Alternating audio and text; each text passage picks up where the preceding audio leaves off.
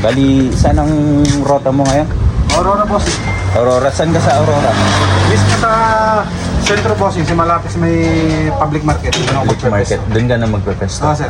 Kung hindi naman, doon sa may 7-Eleven. 7-Eleven. Kung saan may free na parking area doon, ma'am. Picturean mo yung pwesto mo mamaya. Ha? Picturean mo yung pwesto mo Ah, para i-post natin. Okay, sir.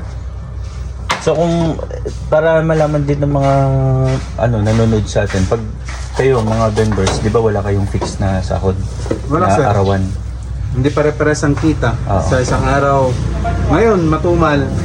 Hindi pa tumatas ng 4,000 ang sale natin ngayon. Pero okay lang, laban lang. Tuloy pa rin ang buhay natin kahit mababa ang sale.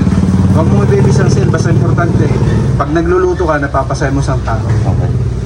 Tapos ang mahalaga din, huwag tayong titingin lang doon sa isang araw na bumaba yung benta natin. Siyempre, Kasi hindi naman hindi pare-parehas. pare-parehas. Oo. Kaya, pero pagka nakakabenta ka, mas malaki yung pumapasok sa'yo. Malaking tulong na rin sa'yo. Malaking tulong yun, sir. At masa pa, mas lalo pang ginagalingan sa pagluto pag ang customer, nakita mong pagkabot mo ng naluto mo, nakangiti. Oo. Mas lalo kang gaganang magbenta. Mag- Kahit hindi mo umiti, basta nagpasalamat din, malaking bagay din siya.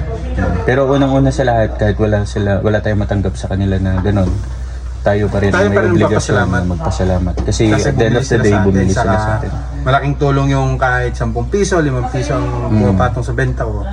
Malaking tulong pa rin, maipon at maipon din. Okay. Sige, basta galingan mo na lang. Para sa'yo din yan, lalo mga anak yung misis mo. Oo nga sir, kaya kailangan ko rin mag-ipon.